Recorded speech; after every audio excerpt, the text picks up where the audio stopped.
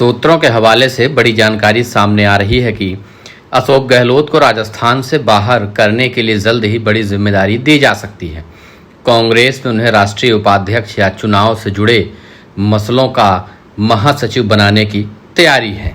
सूत्र बताते हैं कि अशोक गहलोत को राष्ट्रीय उपाध्यक्ष भी बना सकते हैं।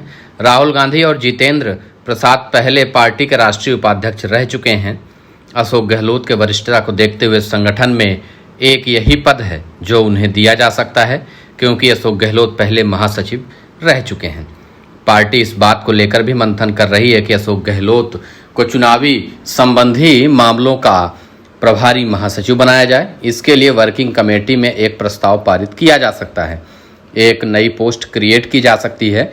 अशोक गहलोत कई राज्यों के प्रभारी भी रह चुके हैं। चुनाव मैनेजमेंट को लेकर परिपक्व माने जाते हैं। हाल ही में अमेठी लोकसभा चुनाव की जिम्मेदारी भी अशोक गहलोत के हाथ में थी। पार्टी से जुड़े अन्य सूत्र कहते हैं कि अशोक गहलोत के अन्य दलों के नेताओं के साथ रिश्ते भी अच्छे हैं।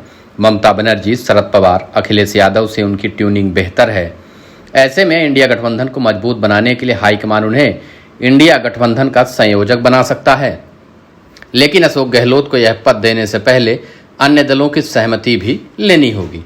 अशोक गहलोत गुजरात में लंबे समय तक प्रभारी रहे हैं। ऐसे में उन्हें गुजरात का प्रभारी भी बनाया जा सकता है। राहुल गांधी चाहते हैं कि गुजरात में संगठन को एक बार फिर से जमीन पर खड़ा कर मजबूत किया जाए।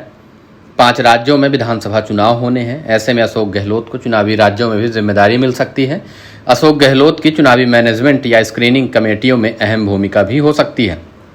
कांग्रेस में अगले महीने संगठन में बड़े बदलाव होंगे। इस दौरान अशोक गहलोत को बड़ी जिम्मेदारी देने की तैयारी है। इसी दौरान अशोक गहलोत को राष्ट्रीय राजनीति में लाने में मुकुल वासनिक, मल्लिकार्जुन खड़गे, अंबिका सोनी, सोनिया गांधी सहित कई बड़े नेताओं की भूमिका सामने आ रही है। राजस्थान कांग्रेस के भीतर गुटबाजी भी चरम पर है। ऐसे में कांग्रेस हाईकमान चाहता है कि राजस्थान में गुटबाजी खत्म हो। इसी के चलते यह फैसला लिए जाने की संभावनाएं जताई जा रही हैं। अशोक गहलोत को राष्ट्रीय राजनीति में लाकर उन्हें राजस्थान से दूर किया जा सकता है। कांग्रेस की इस रणनीति से राजस्थान में अशोक गहलोत का कद बढ़ेगा या कम होगा, यह तो आने वाला वक्त ही तय करेगा।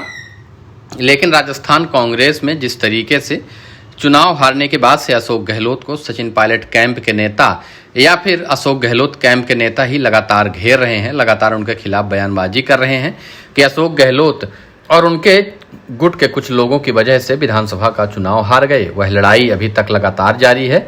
भले ही लोकसभा चुनाव में कांग्रेस ने अच्छा प्रदर्शन किया हो, लेकिन लोकसभा चुनाव का सारा प्रदर्शन का क्रेडिट सचिन पायलट और उनके कैंप के नेताओं के पास चला गया। यहाँ भी अशोक गहलोत को मुंह की खानी पड़ी, जिसकी वजह से अशोक गहलोत राजस्थान कांग्रेस में लगातार टारगेट किए जा रहे हैं।